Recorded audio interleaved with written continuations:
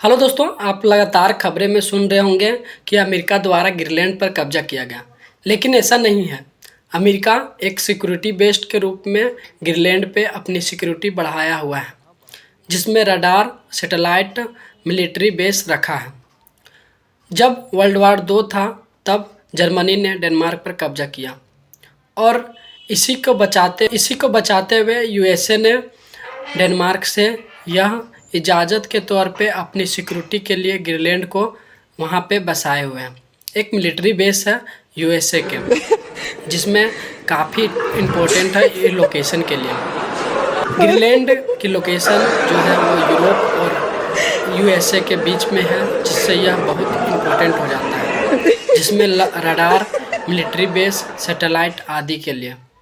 यह बात world war 2 के है, जब जर्मनी डेनमार्क पर कब्जा किया था।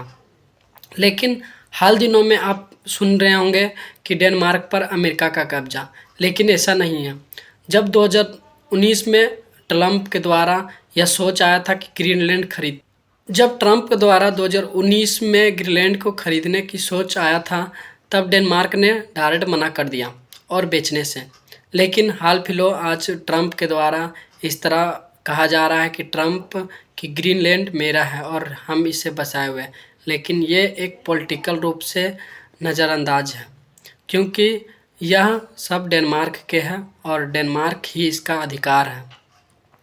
क्योंकि यूनाइटेड स्टेट ऑफ डेनमार्क एक देश जो वर्ल्ड वार 2 के समय जर्मनी के नीचे दब गया था, और अभी हाल फिलहाल में ट्रंप ने इसके लिए अपनी नॉर्वे अर्थात जो शांति नोबेल पुरस्कार है उसे पाने के लिए नॉर्वे पर लगातार कब्जा या फिर दबाव दे रहा है, जो अलग अलग भाषाएं और डायरेक्ट धमकी तौर पे, क्योंकि उनका कहना है कि लगातार हम 8 बार वर्ल्ड वार रुकवा चुके हैं, अर्थात वार सभी देशों के बीच में रुकवाए हैं जिसके कारण। लेकिन ऐसा कुछ नहीं है। लेकिन हाल फिलहाल में ग्रीनलैंड ये न्यूज़ में आने के कारण भी यही है। अगर वीडियो अच्छा लगे तो लाइक और सब्सक्राइब